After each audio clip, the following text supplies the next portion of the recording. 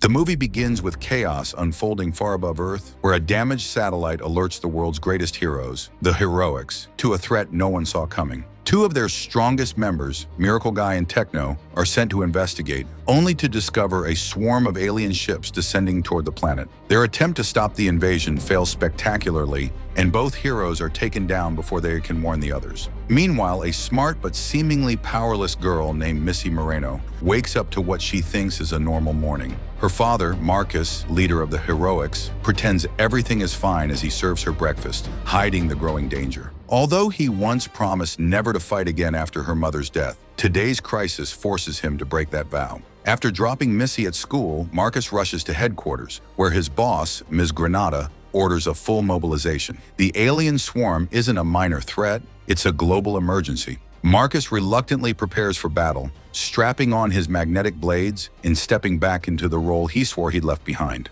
Not long after, Heroics operatives snatch Missy from school and rush her to the underground safe house, where the children of all the heroes are being kept. Ms. Granada claims it's for their safety, but the moment she leaves, the room explodes into chaos as the kids proudly showcase their bizarre and unpredictable powers. Missy quickly realizes she's the only one with no supernatural ability. There's Noodles, who can stretch like rubber, Guppy, daughter of Shark Boy and Lava Girl, who controls water and has super strength, Wheels, a brilliant strategist with legs too powerful for his own body, Oh-Ho, a silent artist whose drawings mysteriously predict the future, and many others, each weirder than the last. But the excitement ends when a live broadcast appears on screen. Every heroic has been defeated. Missy watches her father fight alone, refusing to surrender. Before he's taken, he apologizes to her for breaking his promise, but declares that leadership means stepping up when the world needs you most. Missy's heart sinks as he disappears in a flash of alien light. Hours later, the president addresses the world,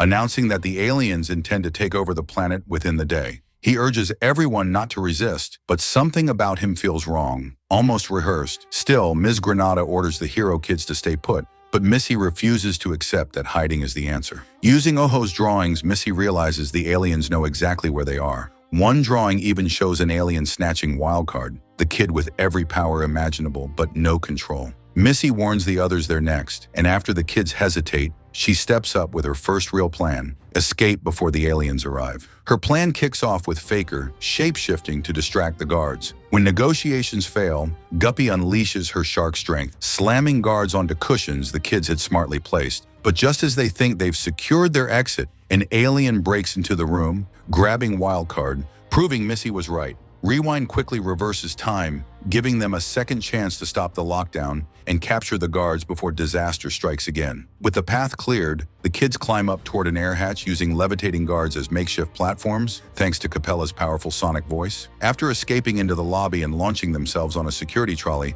Capella strains to control their flight, and they nearly crash into a building. At the last second, Noodles stretches far enough to redirect their fall, guiding them toward the only safe place nearby: Missy's Grandma Moreno. Grandma Moreno, legendary trainer of the Heroics, welcomes them warmly despite the trolley wrecking her gazebo. She wastes no time telling them the truth. The adults have failed, and now it's up to the kids to rise as the next generation of heroes. Time is running out. The alien takeover is coming in less than 2 hours. The kids argue and complain about their unrefined powers, but Grandma shuts them down. Strength isn't about flashy abilities, it's about working together. She declares Missy the leader, much to Wildcard's annoyance, and begins training them mercilessly. Slowly, their teamwork sharpens and their confidence grows. But before their training is complete, Heroics helicopters appear overhead, tracking Missy's bracelet. Grandma orders the kids into an underground tunnel. Moments later, she's captured by an alien, sacrificing herself to buy them time. The kids, hearts heavy, push forward. Deep in the tunnel, Missy spots another future drawing from Oh-Ho and secretly forms a plan with Wildcard. When the team emerges, they find an alien supply ship just as Oh-Ho predicted. They sneak inside, even Slow-Mo, who barely makes it in time, and ride it directly to the mothership. But once aboard, they're immediately attacked by subterranean aliens tunneling beneath their feet. They flee into a strange chamber containing a massive pyramid-like structure. Before they can make sense of it, the president walks in, checking on the object and ordering preparations for the takeover. Then Ms. Granada arrives and Oh-Ho frantically draws something. Missy looks and sees the horrifying truth. Granada is an alien. Moments later, both she and the president reveal their true forms. The kids are captured and thrown into a cell, separated from their tools, water bottles, and each other. But Missy has a plan. She intentionally makes everyone sad enough to cry, gathering their tears to give Guppy the water she needs. With shark-powered skill, Guppy crafts a perfect replica key and frees them. They storm out, determined to stop the takeover.